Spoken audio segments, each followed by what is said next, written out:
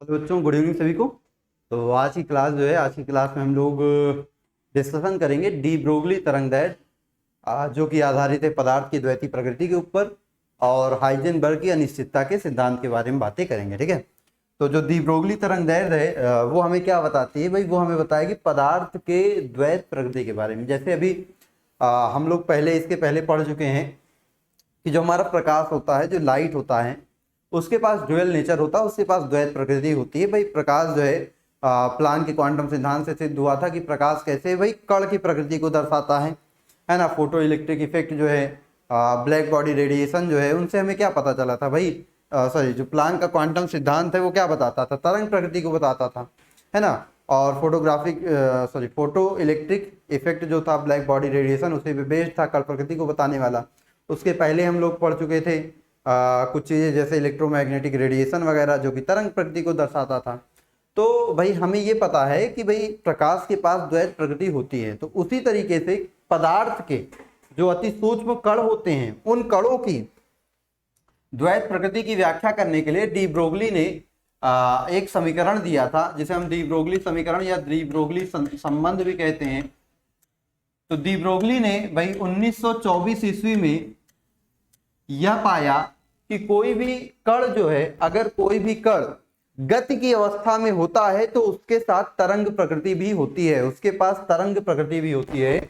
इन्होंने इसको इलेक्ट्रॉन के लिए बताया कि जो इलेक्ट्रॉन हमारा है भाई, इलेक्ट्रॉन के पास कण की प्रकृति तो होती है, इलेक्ट्रॉन कण तो है ही है, साथ साथ जब वो गति की अवस्था में रहता है तो उसकी गति इतनी तीव्र होती है कि वो तरंग सदृश प्रतीत होता है, तरंग के समान प्रतीत होता है। तो इलेक्ट्रॉन कण प्रकृति तो है ही है, लेकिन जब वो गतिमान अवस्था में रहेगा तो उसके साथ तरंग प्रकृति भी क्या होगी, पाई जाती है। तो यहाँ पे क्या हुआ भाई, इलेक्ट्रॉन के पास द्वैत प्रकृति है।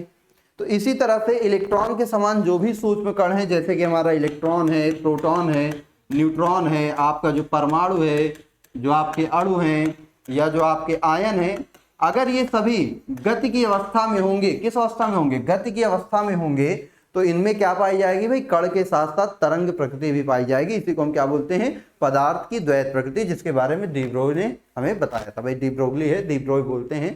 तो डी ब्रोई ने हमें क्या किया था, इसके बारे में बताया था कि कोई भी जो अति सूक्ष्म कण होता है उसके साथ साथ तरंग, अगर वह गतिमान अवस्था में है तो उसके साथ साथ तरंग प्रकृति भी पाई जाती है, उसके पास तरंग प्रकृति भी होती है।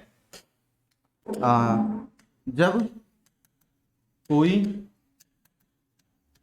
अति सूक्ष्म कण, या हम कण भी कह सकते हैं, कोई कण, अति सूक्ष्म ना भी लगाइए, आप केवल कण कह दीजिए। जब कोई कण जैसे इलेक्ट्रॉन, प्रोटॉन, न्यूट्रॉन, परमाणु, अणु या आयन, है ना, कण जैसे इलेक्ट्रॉन, प्रोटॉन, न्यूट्रॉन, परमाणु, अणु, आयन गति की अवस्था में होते हैं, गति की अवस्था में होते हैं, तो उनके साथ तो उनके साथ तरंग प्रकृति भी उपस्थित होती है, तरंग प्रकृति भी उपस्थित होती। अगर कोई भी कण है जो गति की अवस्था में है तो उसके पास कण के साथ साथ तरंग प्रकृति भी होगी। इसी को क्या बोलते हैं, पदार्थ की द्वैत प्रकृति कहते हैं, जिसे हमने डी ब्रोई ने बताया।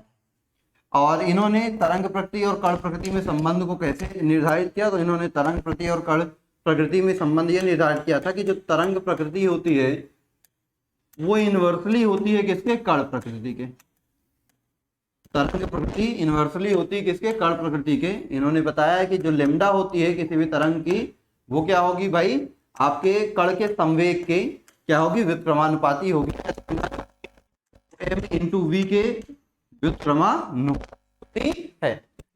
किसको दर्शाता है, कण प्रकृति को। लेमडा किसको दर्शाती है, तरंग प्रकृति को। तो किसी भी कण की जो गतिमान अवस्था में है उसकी तरंग प्रकृति और कण प्रकृति दोनों क्या होते हैं, एक दूसरे के इनवर्सली प्रोपोर्शनल होते हैं, दोनों एक दूसरे के व्युत्क्रमानुपाती होते हैं।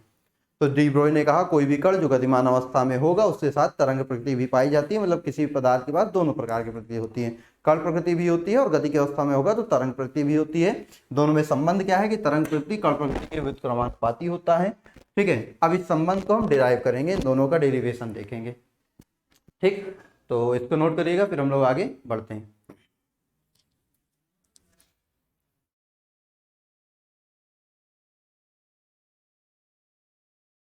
चलिए देखा जाए फिर। तो ये जो संबंध आया था, ये संबंध आया है ना, इसकी बातें हम लोग अगर करें, ये जो संबंध हमने देखा, ये संबंध आया कहाँ से है, इसकी बातें हम लोग करेंगे। चलिए भाई, तो डी ब्रोगली समीकरण की व्युत्पत्ति कहाँ से हुई है, इसकी बातें हम लोग करते हैं। डी ब्रोगली समीकरण की व्युत्पत्ति कहाँ से हुई है, इसकी बातें हम लोग करेंगे। तो चलिए भाई देखते हैं। मान लो हमारे पास कोई कण है, अगर मान लो इलेक्ट्रॉन ही है जिसके पास द्वैत प्रकृति है, तो अगर इलेक्ट्रॉन क्या होगा, कण के रूप में। अगर हमारा इलेक्ट्रॉन कण के रूप में है, तो कण के रूप में जो ऊर्जा का समीकरण है वो किसने दिया भाई, उसका समीकरण हमें दिया था आइंस्टीन ने, E बराबर mc²। ऊर्जा को द्रव्यमान में परिवर्तित कर सकते कण के रूप में, ये इसकी ऊर्जा होगी। और अगर हमारा इलेक्ट्रॉन तरंग के रूप में है, तरंग के रूप में है, तो हम क्या लगाएंगे भाई, E बराबर एच न्यू, जो कि प्लांक का क्वांटम सिद्धांत है, E बराबर एच न्यू होता है। अब क्या कहता है भाई, दोनों ही इलेक्ट्रॉनों की ऊर्जाएं हैं, तो दोनों आपस में क्या होंगी, बराबर होंगी। और एच न्यू बराबर क्या होता है, एच सी अपॉन लेमडा होता है।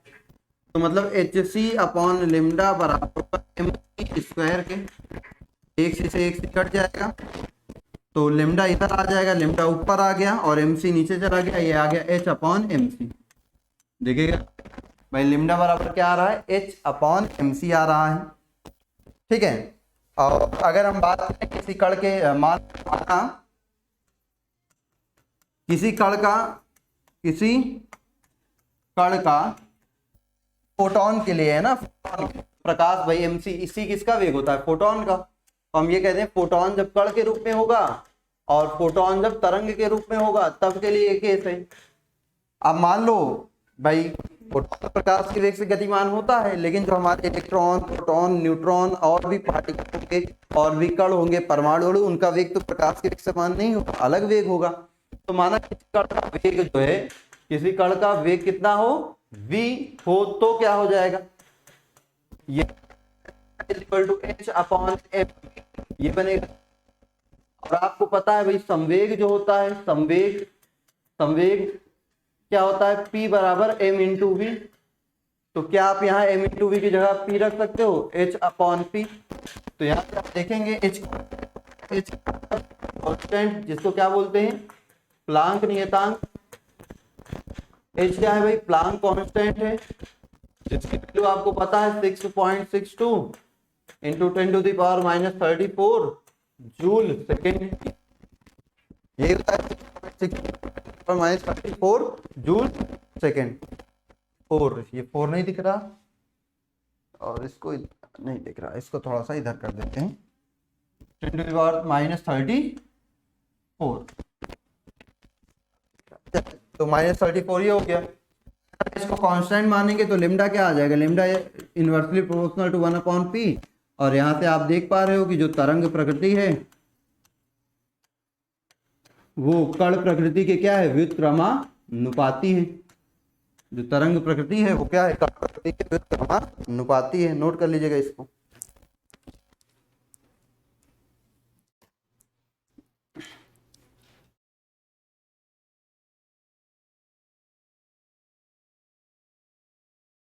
तो ये डी ब्रोगली समीकरण की व्युत्पत्ति है, ये डी ब्रोगली संबंध की व्युत्पत्ति है कि तरंग प्रकृति, कण प्रकृति कैसे होते हैं, एक दूसरे के व्युत्क्रमानुपाती होते हैं।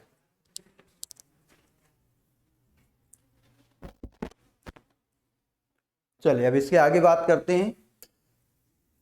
तो ये तो हमारा डी ब्रोगली समीकरण की व्युत्पत्ति हो गई। फिर इलेक्ट्रॉनों की द्वैत प्रकृति की व्याख्या या इलेक्ट्रॉनों के द्वैत प्रकृति का स्पष्टीकरण कैसे होगा। प्रकृति कौन सी है भाई, सबसे पहली कौन सी प्रकृति है भाई, कण प्रकृति है। आपका जो पार्टिकल नेचर है, एक तो ये है, एक कौन सा है, पार्टिकल नेचर है,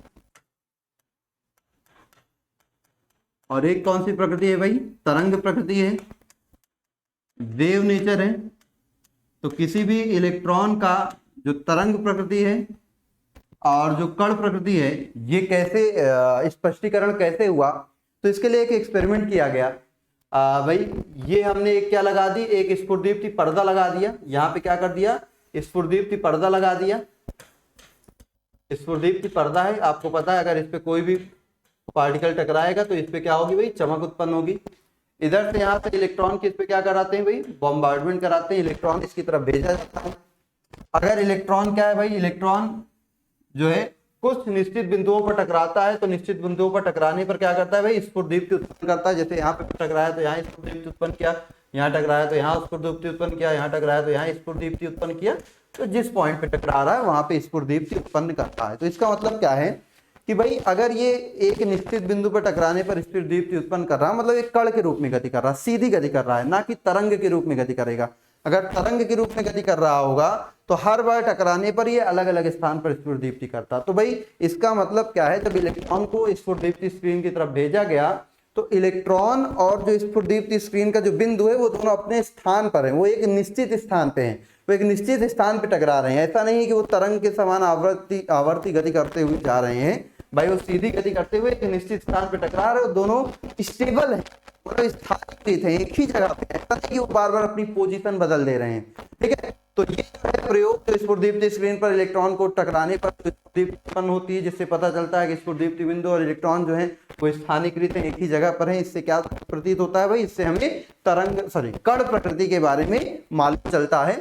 और इसके अलावा भी हमारे पास और भी एक्सपेरिमेंट हमने किए थे, जैसे कि जो प्रकाश वैद्युत प्रभाव था, जिसमें से प्रकाश टकराने पे इलेक्ट्रॉन बाहर निकलता था, वो भी इलेक्ट्रॉन की कण प्रकृति को दर्शाता है। जो ब्लैक बॉडी रेडिएशन था वो भी कण प्रकृति को दर्शाता था। तो इन सब एक्सपेरिमेंट से हमें जानकारी हुई, इन सब एक्सपेरिमेंट से हमें जानकारी हुई भाई कण प्रकृति। और तरंग प्रकृति के बारे में कैसे पता चला, तो एक दो साइंटिस्ट थे, डेविसन एंड जर्मन। आप इसके बारे में फिजिक्स में पढ़ेंगे, जब विवर्तन वगैरह पढ़ेंगे, व्यतिकरण विवर्तन पढ़ेंगे।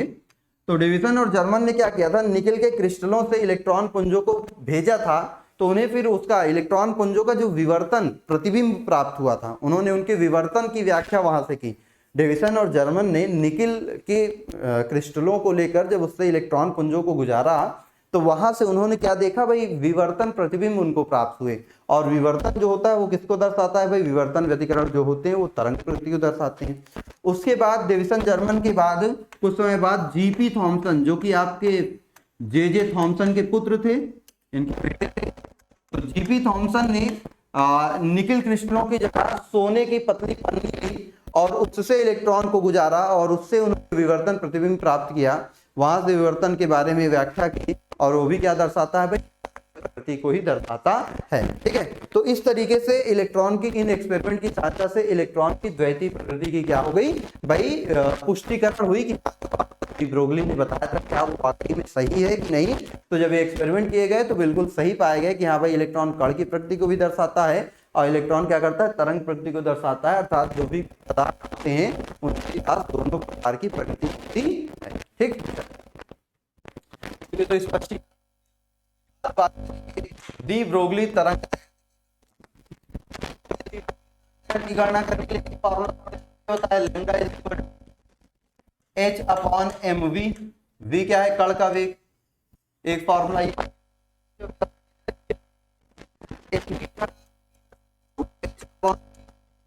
आप यही सकते हो।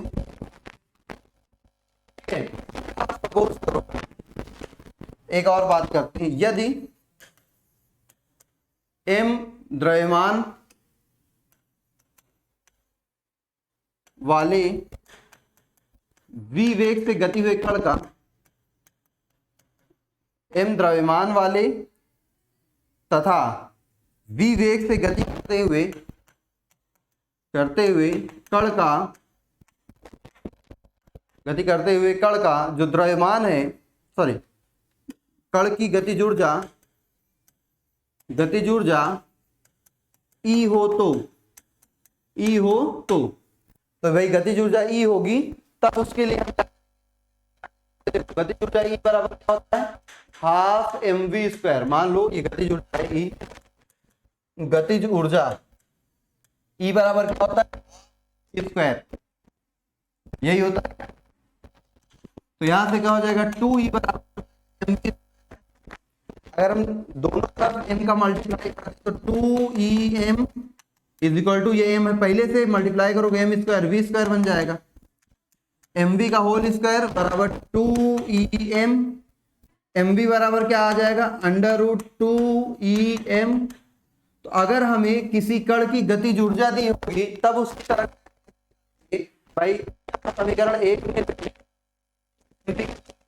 तो लिम्डा बराबर हो जाएगा h upon under root 2em। एक फॉर्मूला ये ऊर्जा दी रहेगी, गतिज ऊर्जा के फॉर्म में आप क्या करोगे भाई, इसको इस तरीके से कैलकुलेट करोगे। गतिज ऊर्जा जब आपको दी रहेगी तो गतिज ऊर्जा के लिए आप क्या करोगे, इस फॉर्मूले को इस तरह से यूज करेंगे। ठीक है, गतिज ऊर्जा के केस में फॉर्मूले को इस तरह से यूज करेंगे। नोट करिए, फिर अगला क्वेश्चन देखते हैं।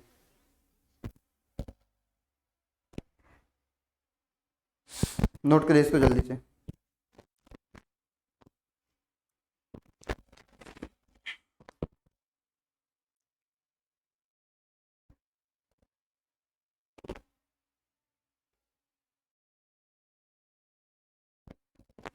चलो आगे देखा जाए।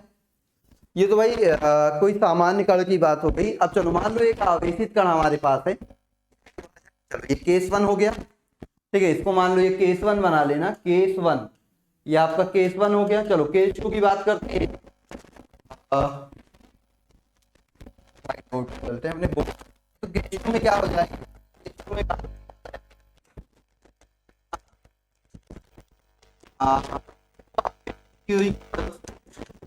क्यू आवेशित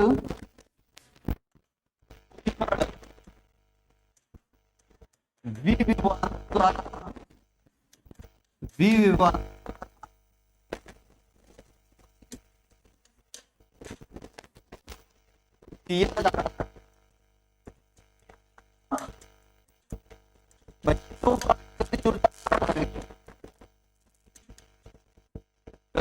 जो आएगी ये होती है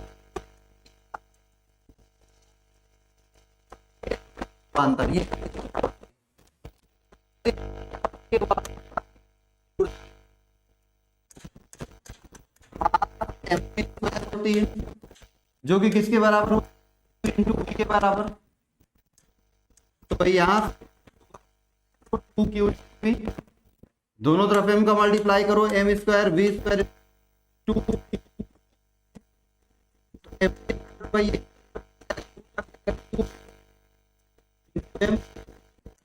ये आप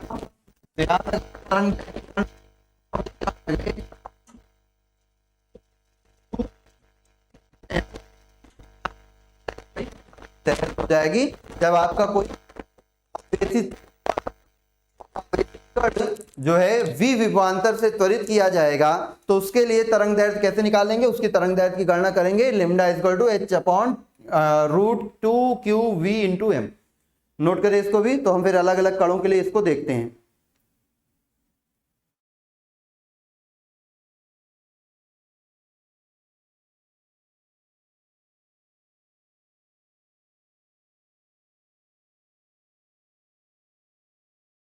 हो गया भाई।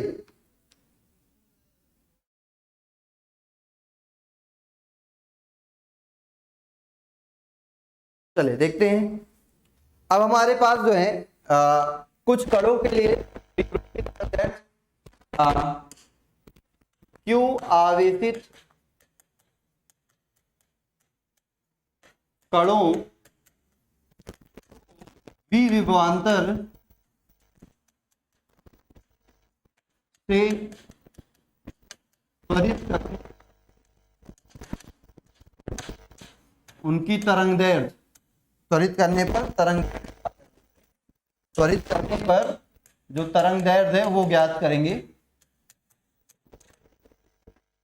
फॉर्मूला तो अभी आपने निकाल लिया, क्या निकाला, equal to upon root 2qv into m।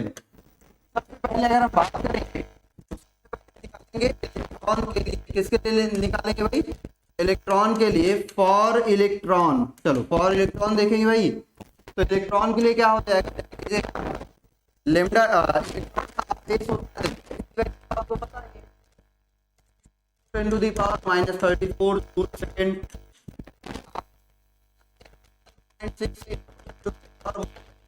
Coulomb.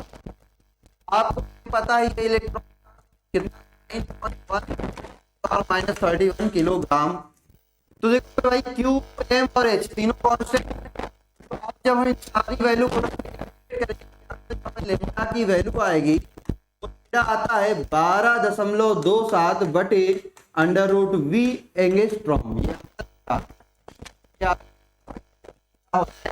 के लिए अगर आपको त्वरित किया जाएगा अंतर से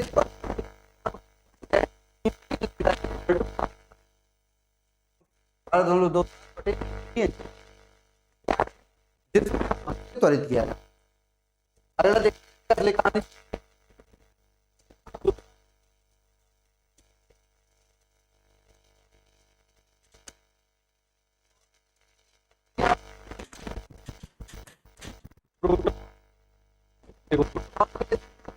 भाई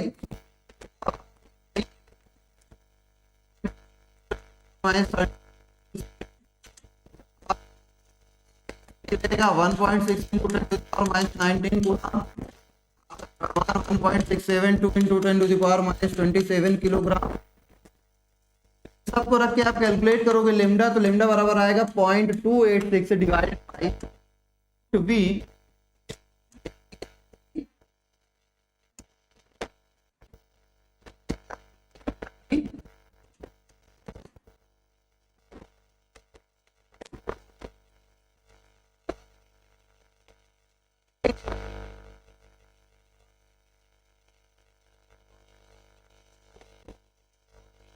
होता ही नहीं, कोई आवेश नहीं है तो उसकी बात करेंगे ही नहीं। हम लोग बात करेंगे किसकी भाई, हम लोग बात करते हैं आइए अल्फा कण की। ठीक है, अल्फा कण भाई क्या होता है, आवेशित होता है। 2 प्रोटॉन 2 न्यूट्रॉन होते हैं तो 2 प्रोटॉन के बराबर उसमें आवेश होगा। तो हम बात करेंगे अल्फा कण के लिए।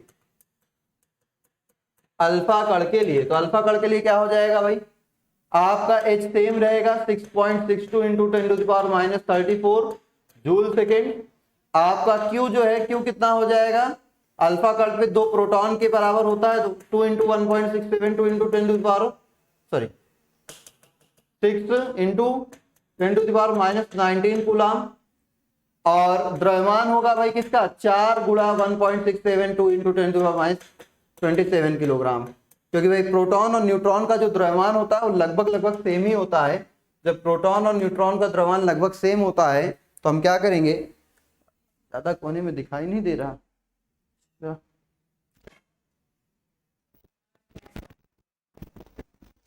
चलो भाई आ जाओ थोड़ा सा इधर।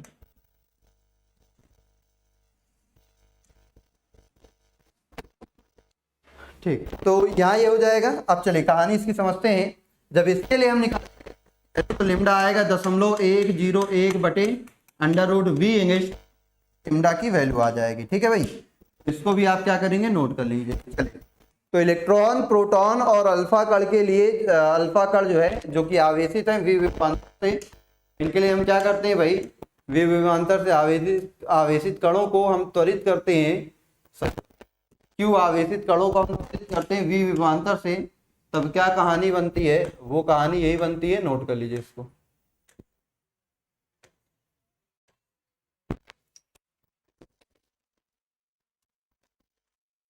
जल्दी से इसको नोट करिएगा।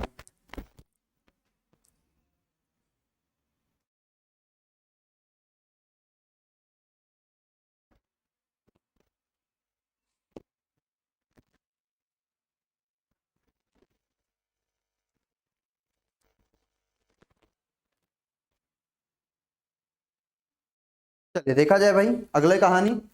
तो अगली कहानी आपकी ये है कि ये तो हो गया इलेक्ट्रॉन, प्रोटॉन, न्यूट्रॉन के लिए। मतलब अगर इलेक्ट्रॉन, प्रोटॉन, न्यूट्रॉन के लिए आपको तरंग दैर्ध्य निकालना होगा, केवल विभवांतर यहाँ रख दोगे, आपका डायरेक्ट आंसर हो जाएगा। कि कैलकुलेशन आसान करने के लिए था बस।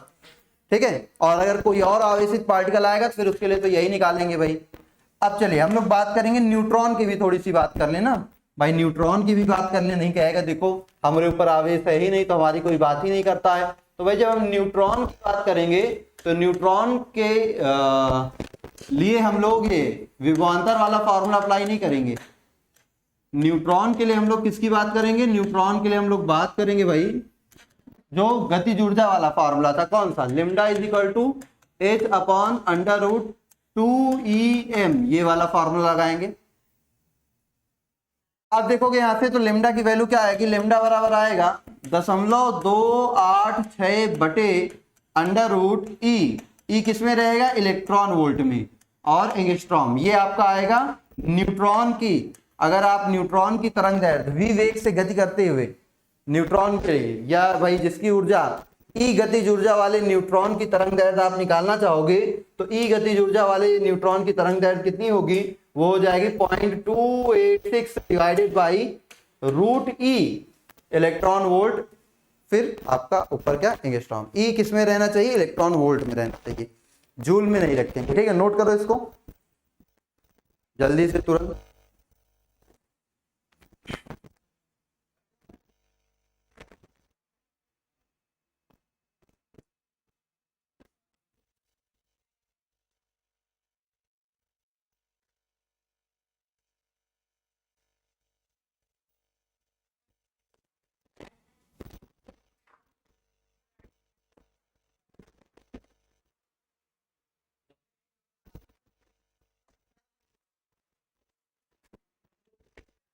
चलिए आगे बढ़ा जाए फिर भाई।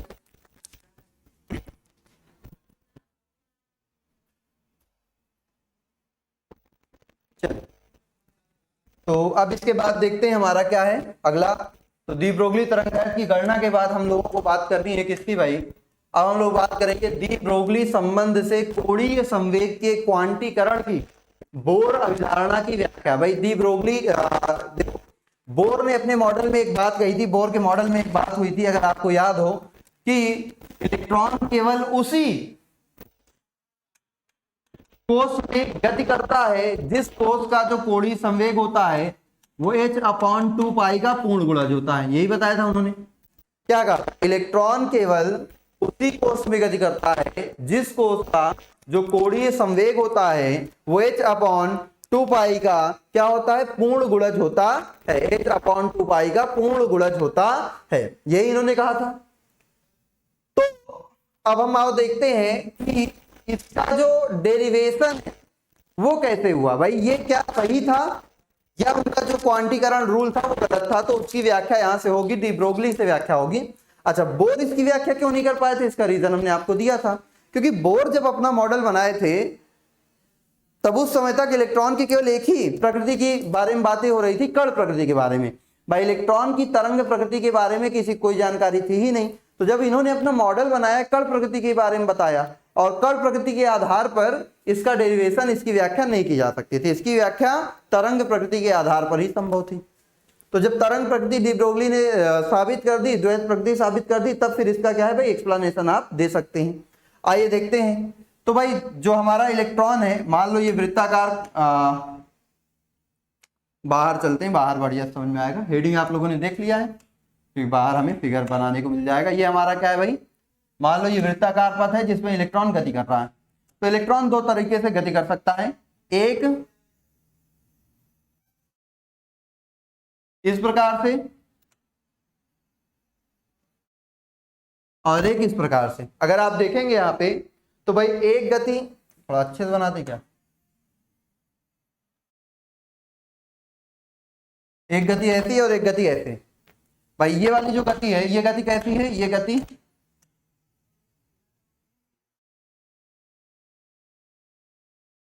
ये गति है आपकी, इसको बोलेंगे कला में गति, कला में गति, और इसको बोलेंगे कला से बाहर गति।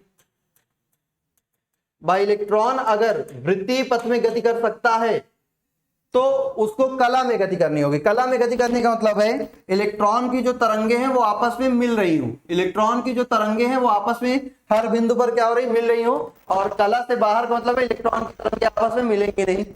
तो अगर ऐसी हमें डायग्राम देखने को मिलता है तो मतलब इलेक्ट्रॉन उसमें नहीं ले सकता, क्योंकि इलेक्ट्रॉन की तरंगे मिल ही नहीं रही, इलेक्ट्रॉन बाहर चला जाएगा। तो ये कला से बाहर गति, इसको बोलते हैं इन फेज मोशन, इन फेज मोशन, कला में गति। ऑफ फेज मोशन, कला से बाहर गति। तो अगर इलेक्ट्रॉन किसी कोष में, उसी कोष में गति कर सकता है जिसमें वो कला में गति करेगा। कला में गति मतलब उसके सारे जो तरंगे वो आपस में मिल रही हों। और अगर इलेक्ट्रॉन की तरंगे आपस में मिल नहीं रही हैं, मतलब वो कला से बाहर गति कर रहा है, इसका मतलब वो इलेक्ट्रॉन उस कोष में रह नहीं सकता है।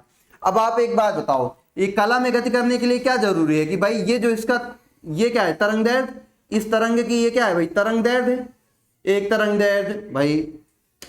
फिर दो क्रमागत शीर्षों के बीच की दूरी को क्या बोलते हैं, लेम्डा बोलते हैं। दो क्रमागत गर्तों के बीच की दूरी क्या बोलते हैं, लेम्डा बोलते हैं। तो अगर इसकी जो तरंग दैर्ध्य है, ये तरंग दैर्ध्य इस वृत्त की परिधि के बराबर होंगी भाई, वृत्त की परिधि के बराबर होंगी तो ये दोनों तरंगे आपस में मिल जाएंगी। और अगर वृत्त की परिधि के बराबर नहीं होंगी तो ये दो तरंगे जो है वो आपस में कभी मिलेंगी नहीं और गति नहीं करेगा। तो कला में गति के लिए जरूरी क्या है, कला में गति के लिए जरूरी क्या है, इलेक्ट्रॉन कला में गति कर रहा है, इसके लिए जरूरी क्या है कि उस वृत्त की जो परिधि है वो क्या है, n गुणे दैर्ध्य के भाई, उसकी तरंग दैर्ध्य के होना चाहिए। देखो तरंग दैर्ध्य n का मान क्या होता है, 1 2 3 नहीं, एक तरंग, दो तरंग, कई सारी तरंग दैर्ध्य होंगी ना, कई सारी इससे क्या होंगी, तरंग दैर्ध्य होंगी, कई सारी इसमें तरंग दैर्ध्य होंगी।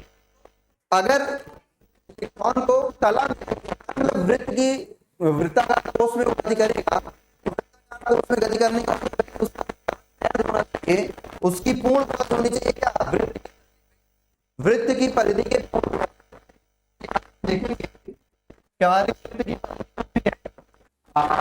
2 पाई r और कितना होता है, आपको डी ब्रोगली ने बताया था कि बेटा लेम्डा बराबर होता है h upon m into v, बताया है क्या, बताया ना, तो रख दो यहाँ पे। तो 2 pi r is equal to n h upon M V को इधर कर दो, पाई को इधर कर दो, पाई को एम वी आर इस 2 पाई को उधर कर दो is equal to N H upon 2 pi. क्या यहाँ से आप देख सकते हो भाई ये क्या है, ये कोणीय संवेग ही तो है। तो कोष का जब कोणीय संवेग h अपॉन 2 पाई का पूर्ण गुणज होता है, जहां पे n 1 2 3 4 भाई जितनी तरंग दैर्ध्य उस वृत्ताकार कोष में प्राप्त होंगी उसकी वैल्यू है। अगर पूर्ण गुणज होगा तभी इलेक्ट्रॉन में गति करेगा, नहीं होगा इलेक्ट्रॉन कला से बाहर गति करेगा, मतलब उस कोष में रह नहीं पाएगा। तो इस तरह से बोर के क्वांटिटी थी अपने द्वैत प्रकृति सिद्धांत के आधार पर। चलिए इसको नोट करिए, फिर हम लोग आगे कहानी को धीरे धीरे समझते हैं। इसको नोट करिए फिर देखते हैं आगे, जल्दी से नोट करेंगे सभी बच्चे इसको।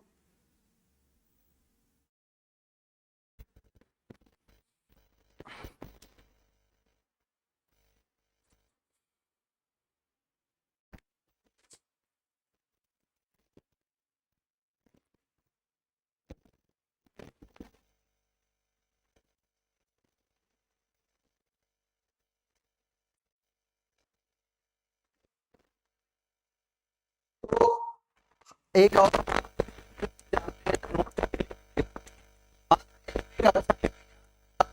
एक अच्छा भाई कितनी तरंग दैर्ध्य होगी उस वृत्ताकार कोष में जो इलेक्ट्रॉन प्राप्त होगी, तरंग दैर्ध्य की संख्या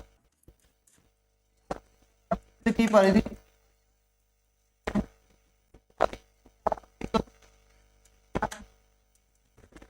की संख्या को ही तो दर्शाती है। तो क्या हम यहाँ तरंग दैर्ध्य की संख्या निकाल सकते हैं, तरंग दैर्ध्य की संख्या क्या हो जाएगी 2 pi r upon lambda. Lambda की वैल्यू क्या बताई दी ब्रोगली ने, h अपॉन 2 पाई बताई है, sorry h upon M V बताई है, आई एम वी आर। अभी अभी आप एम वी की वैल्यू देखी थी, एम वी की वैल्यू क्या, एम वी होता है 2 पाई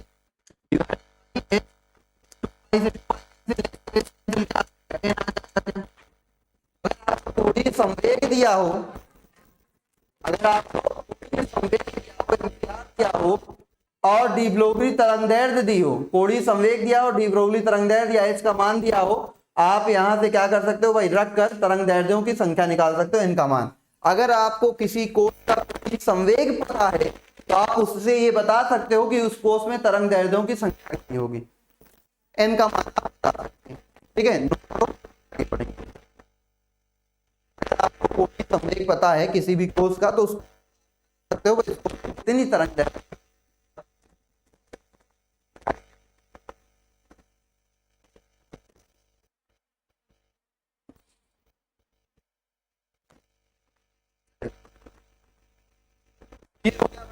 थोड़ी संवेग की जान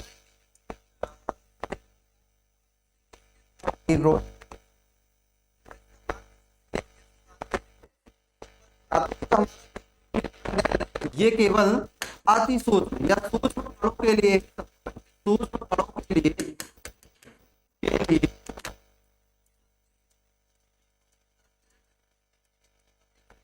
कणों स्मॉल एप्लीकेबल देख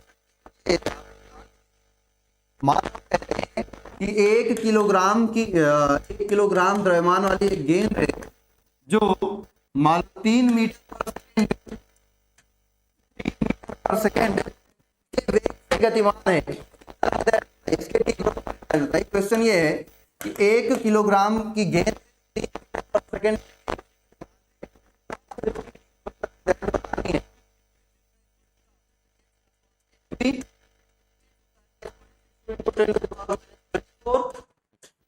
कितना है 1 किलोग्राम पर सेकेंड।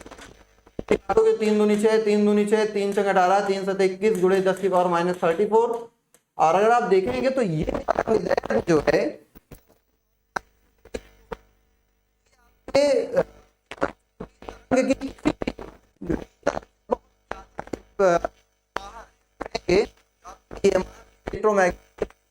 रेंज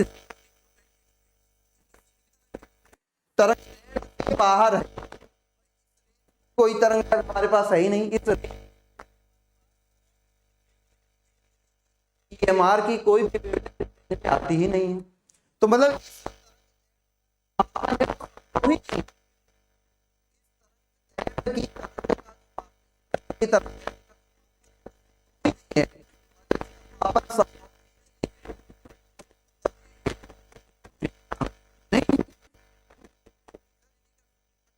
फुल है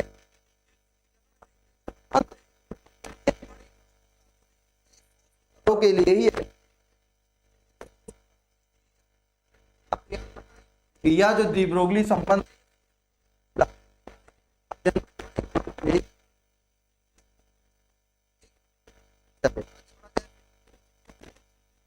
देखते हैं तो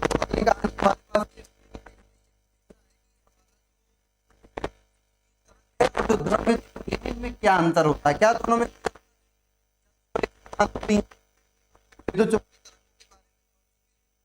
और नहीं पढ़ा है ये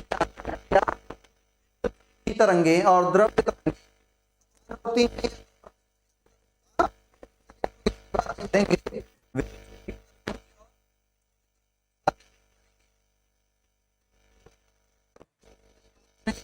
मैग्नेटिक वेव्स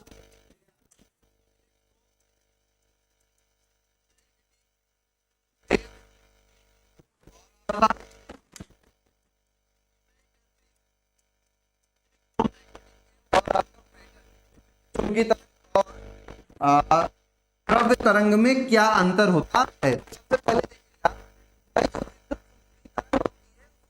की तरंग के लंबवत विद्युत क्षेत्र और चुंबकीय क्षेत्र उपस्थित होते हैं। क्यों आवेशित करता है तो उस कण के चरित होते हैं। चुंबकीय तरंग विद्युत क्षेत्र आपस में भी क्या होते हैं भाई, लंबवत होते हैं, जबकि द्रव्य और मतलब क्षेत्रों नहीं होता है। द्रव्य तरंग ना जो इलेक्ट्रॉन प्रोटॉन न्यूट्रॉन परमाणु अणु आयन इन सब में जो तरंगे पाई जाएंगे इनको बोले द्रव्य तरंग। और जो प्रकाश फोटॉन उसकी जो तरंग उनको चुंबकीय तरंगे कहेंगे। तो विद्युत चुंबकीय तरंगे विद्युत क्षेत्र चुंबकीय क्षेत्र से संबंधित होती है, विद्युत क्षेत्र की होती है। और द्रव्य तरंग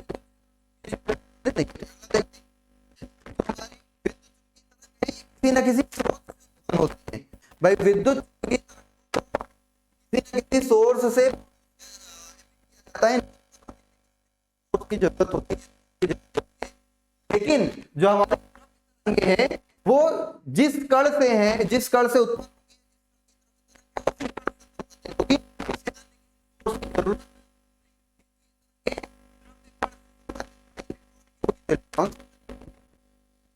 तो प्रोटॉन संबंधित होगी,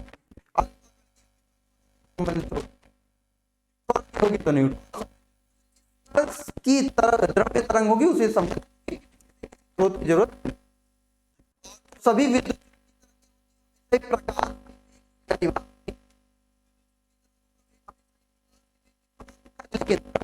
ऐसी कोई बात नहीं है, जो है वो अलग अलग वेगों से गति करते हैं, इनका वेग हमेशा ही प्रकाश, तरंगों का जो वेग था वो अलग अलग होगा, लेकिन कंफर्म है कि प्रकाश के वेग से कम होगा। कोई भी द्रव्य तरंग ऐसी नहीं होगी जिसका वेग प्रकाश के वेग से कम हो जाए। ठीक है, चलिए इसके आगे देखते हैं।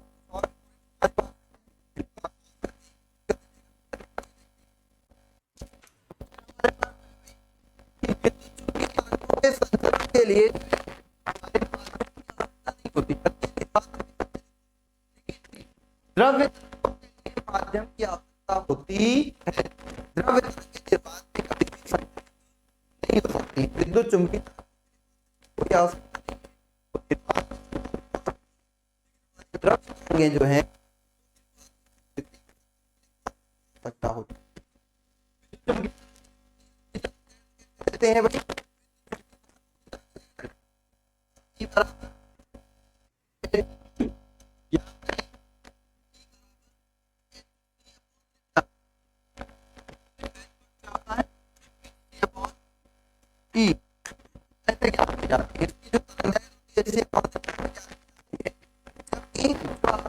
द्रव्य तरंगे हैं, द्रव्य तरंग कैसे ज्ञात करते हैं? Lambda is equal to H upon M into V से ज्ञात करते हैं।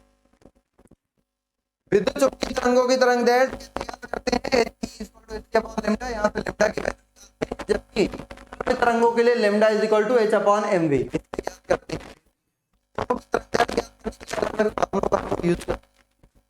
और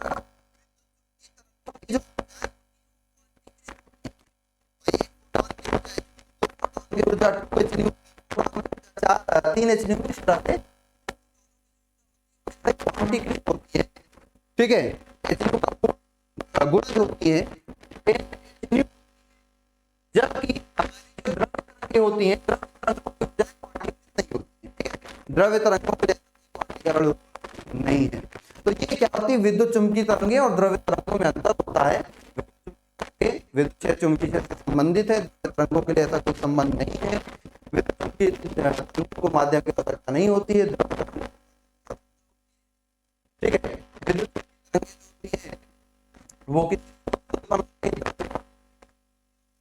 होती है, विद्युत चुंबकीय तरंगों की ऊर्जा क्वांटिक्रीज होती है, इनकी क्वांटिटी नहीं होती है। ये दोनों में क्या बेसिक सा अंतर है, नोट करिए इसको, फिर आगे हम की बात नहीं करेंगे।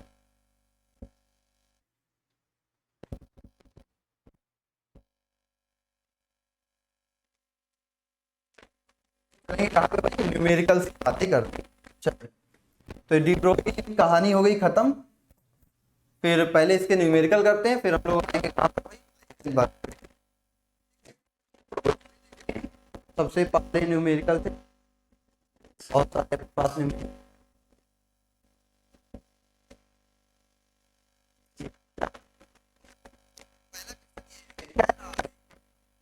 एक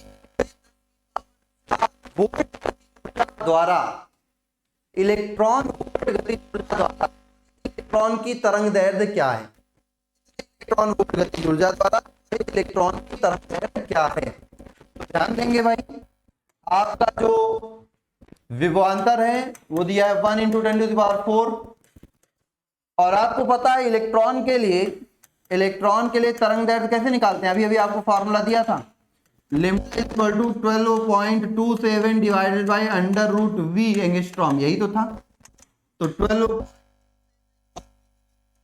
वी की वैल्यू है आपकी under root 10 to the power हो जाएगा 12.27 divided by 10 to the power 2 0.1227 angstrom. ये आपका क्या आ जाएगा भाई, आंसर उस इलेक्ट्रॉन की तरंग दैर्ध्य आ जाएगी 0.1227 इलेक्ट्रॉन की तरंग दैर्ध्य। कितना आसान क्वेश्चन। तो भाई आसान किसने बनाया, इसने। रिलेशन शॉर्ट रिलेशन ना होता आप और क्या करते हैं, यहाँ रखते क्यू वी एम, क्यू करते निकालते, खराब हो जाती तुम्हारी। तो ये जो रिलेशन है ये बहुत आसान है और इसके क्वेश्चन मुश्किल से 5 से 10 सेकंड का याद रखेंगे, जेई में भी आने बाद सॉल्व हो जाएंगे, कोई टेंशन लेने वाली बात नहीं होगी। चलिए अगला क्वेश्चन देखा जाए भाई। क्वेश्चन तो अच्छा था। अगला क्वेश्चन कह रहा है एक इलेक्ट्रॉन 1.5% प्रकाश के वेग से गतिमान है, उस इलेक्ट्रॉन की तरंग दैर्ध्य बताइए जो 1.5% प्रकाश के वेग से गतिमान। चल भैया सबसे पहले इलेक्ट्रॉन का द्रव्यमान 9.1 into 10 to the power -31 kilogram. प्रकाश का वेग, तो भाई प्रकाश का वेग क्या होता है, प्रकाश का वेग होता है 3 × 10 की पावर 8 मीटर पर सेकेंड। तो इलेक्ट्रॉन का वेग क्या है कि जो प्रकाश का वेग है का 1.5 तो बोलो आंसर ये जाएगा 4.5 10 की पावर 6 आंसर आएगा। अब इसके आगे की कहानी देखो, करना क्या, 4.31 v की वैल्यू 4.5 बोलो 31 बचेगा 6.62 into 10 to the power -3 into 10 to the power -6 ऊपर जाएगा 9.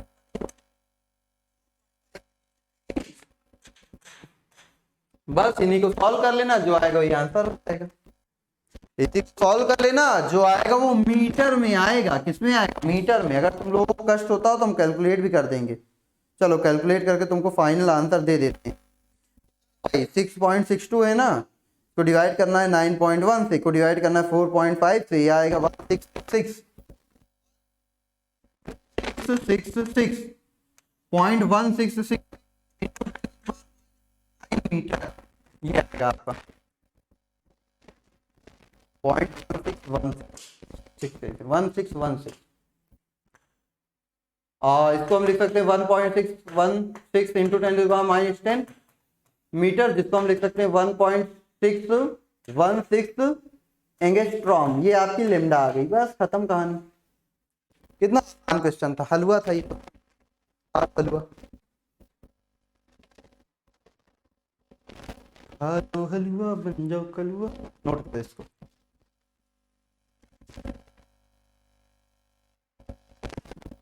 आगे देखिए भाई इसके बाद की कहानी। अगला क्वेश्चन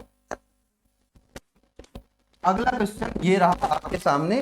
3.6 एंगस्ट्रॉम तरंग दैर्ध्य लंबाई वाले फोटोन का द्रव्यमान ज्ञात है। तो चल भाई ये देखिए यहाँ पे कहानी क्या कहती है,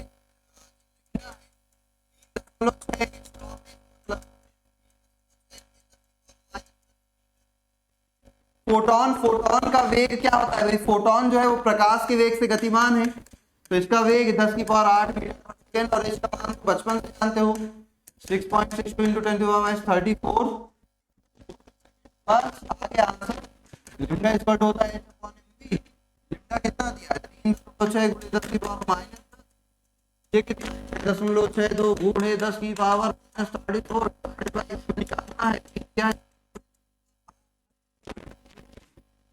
बस 10 से 10 कटेगा 24, m बराबर क्या आएगा 6.62 गुणे 10 की पावर 32 हो जाएगा, 10 की पावर -32 3.6 गुणे 3। इसी को सॉल्व कर लो, जो आएगा वही आंसर हो जाएगा भाई। देखो कितना है 6.62 डिवाइडेड बाई 3.6 डिवाइडेड बाई 3 0.6129 0.6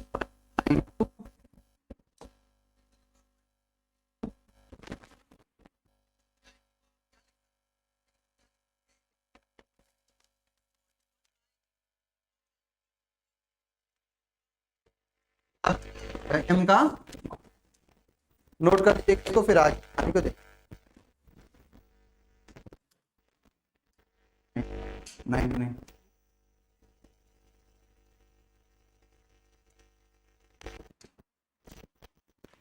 चले आगे को देख।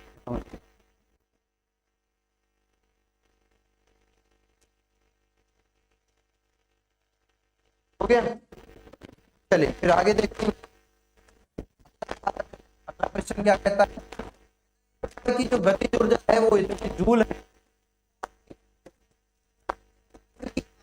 याद करनी है। दिया है मतलब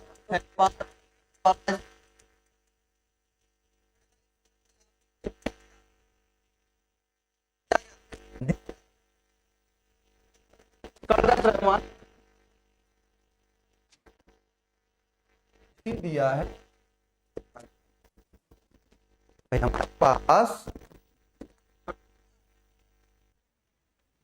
लिमिट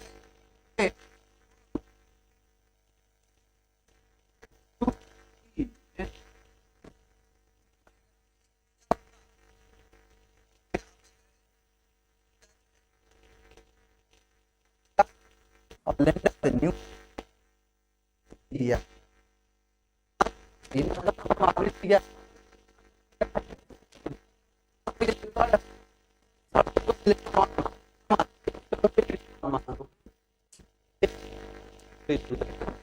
आपको पता होना चाहिए। यहाँ पे 9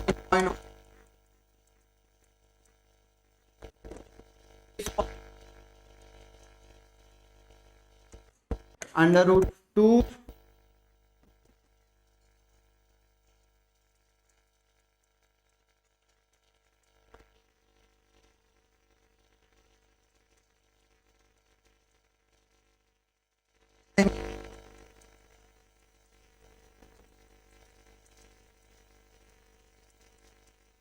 चलो देखो 9.1 51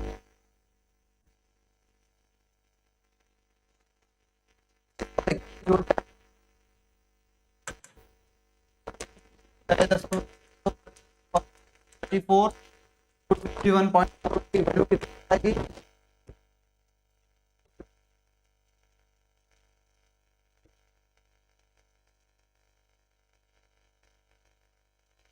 आएगी से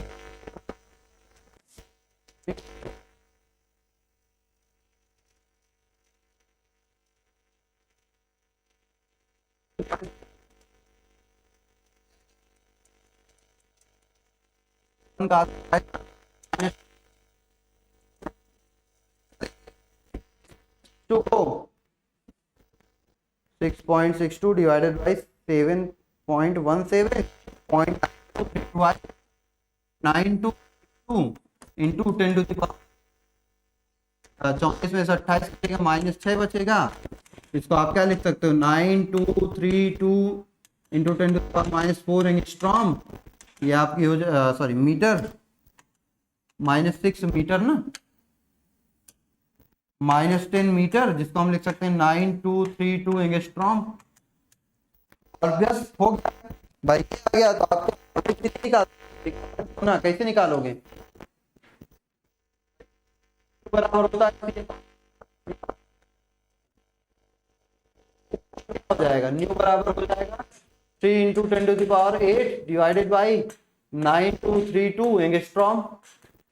बाकी जो आएगा आप कैलकुलेट कर लीजिए आगे, तो आपका आंसर आ जाएगा। रख के कैलकुलेट कर लेंगे तो आपका क्या आ जाएगा भाई, आंसर आ जाएगा।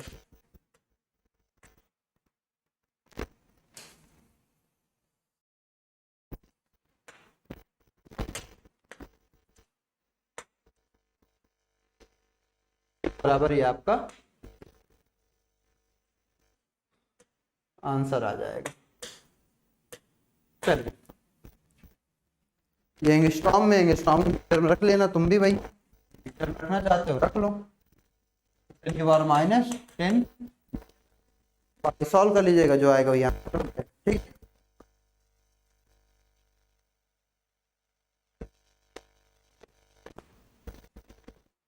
आगे बढ़ा जाए, अगला आ जाए।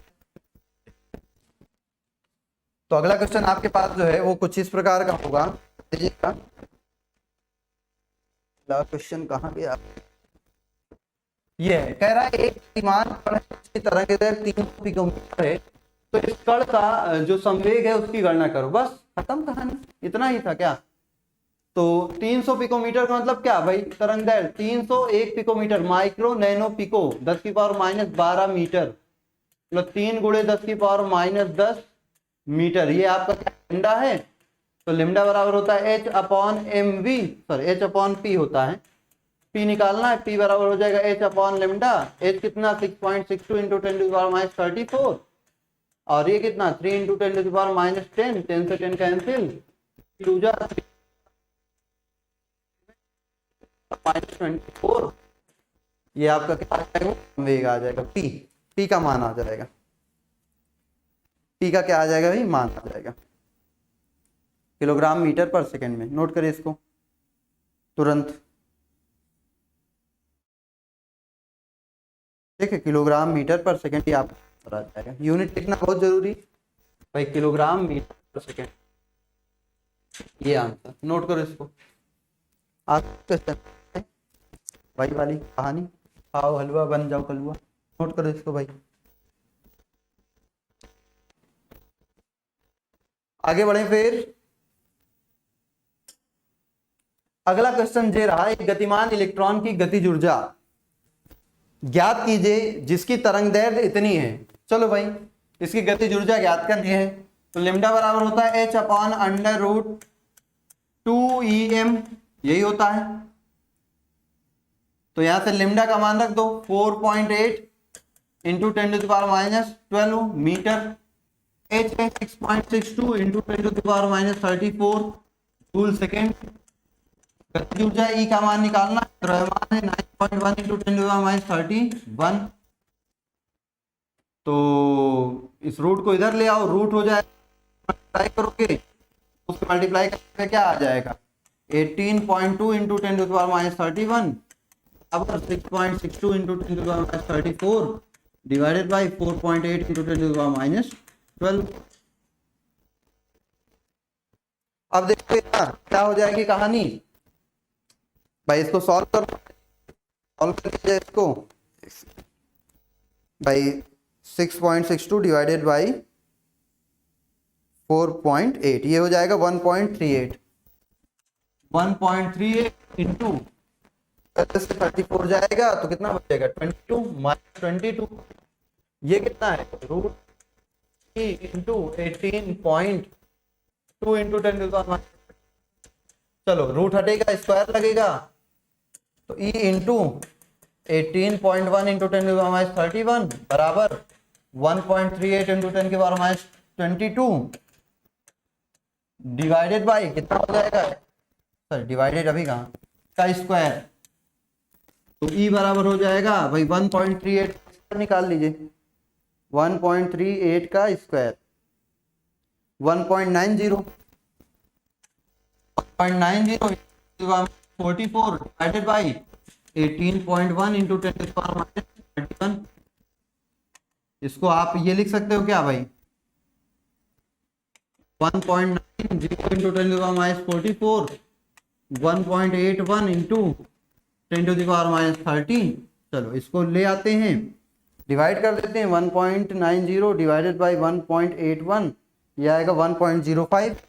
1.05 इंटू 10⁻30 में से इलेक्ट्रॉन वोल्ट, या आपकी जूल, आपका क्या आ जाएगा, आंसर आएगा जूल में, आंसर आएगा। नोट कर लो इसको भाई, जूल में आंसर आएगा। ठीक है, ये आपका आंसर हो गया। ये आपकी क्या हो गई, तरंग दैर्ध्य, जिस इलेक्ट्रॉन की तरंग दैर्ध्य जितनी है उसका गतिज ऊर्जा निकालनी है। तो भाई कैलकुलेशन थी, थोड़ी सी कैलकुलेशन आपको करनी थी, बाकी फॉर्मूला ये आपको पता ही है।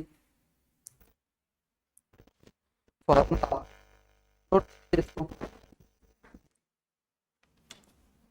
ठीक है, पॉज करके नोट करिएगा। अगले क्वेश्चन करते हैं। अगला क्वेश्चन कह रहा है किसी इलेक्ट्रॉन का वेग कितना होना चाहिए कि संवेग 5200 एंगस्ट्रॉम तरंगदैर्ध्य वाले प्रोटॉन के संवेग के बराबर हो जाए।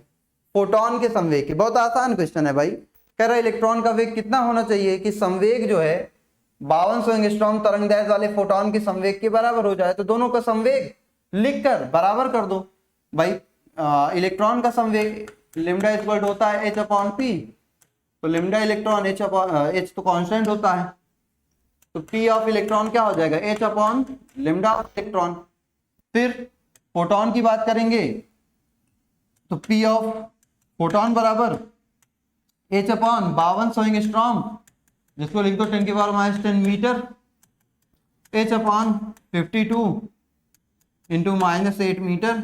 या एंगस्ट्रॉम में रहने दो, कोई टेंशन लेने वाली बात थोड़ी है, इसको एंगस्ट्रॉम ही लिखा रहने दो, 5200 एंगस्ट्रॉम ही लिखा रहने दो। अब कह रहा है कि ये दोनों कब बराबर होंगे भाई, इसका और इसका दोनों का जो वेग है कब बराबर होगा, संवेग कब बराबर होगा, तो p ऑफ इलेक्ट्रॉन बराबर p ऑफ फोटोन। तो ये क्या है, h अपॉन लिम्डा ई बराबर h अपॉन 5200 एंगस्ट्रॉम, यही है क्या, h से h कैंसिल हो जाएगा। ठीक है, लिम्डा ई कितना हो जाएगा 5200 एंगस्ट्रॉम, ये भी आ गया।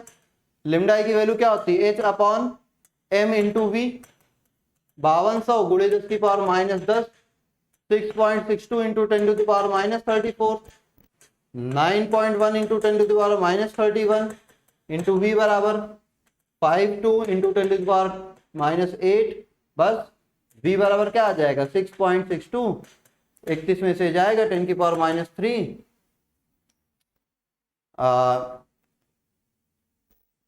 फिर इंटू डिवाइड कर देते हैं 59.1 इंटू 52 इंटू 10⁻−8, इसी को सॉल्व कर लीजिएगा, जो आएगा उतने मीटर पर सेकंड आंसर हो जाएगा।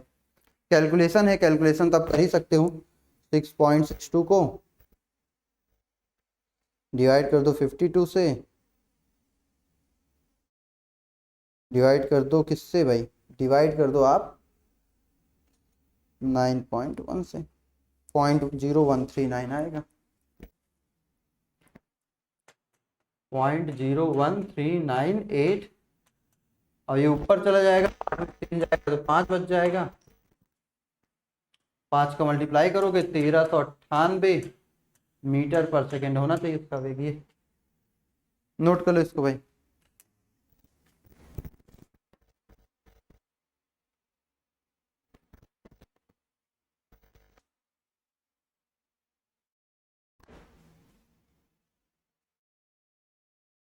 चलिए आगे बढ़ा जाए फिर। अब जो भी क्वेश्चंस हैं वो आपके लिए होमवर्क रहेंगे, नोट कर लीजिए। जैसे ए और बी गति कर रहे हैं, ए का संवेग बी का संवेग ए के संवेग का आधा है। अगर कण ए की तरंग दैर्ध्य इतनी है तो कण बी की तरंग दैर्ध्य क्या होगी, तो आप नोट कर लीजिएगा और इसको अपने से करिएगा होमवर्क। तरंग दैर्ध्य बराबर, ये भी आप क्या करेंगे, अपने से करेंगे।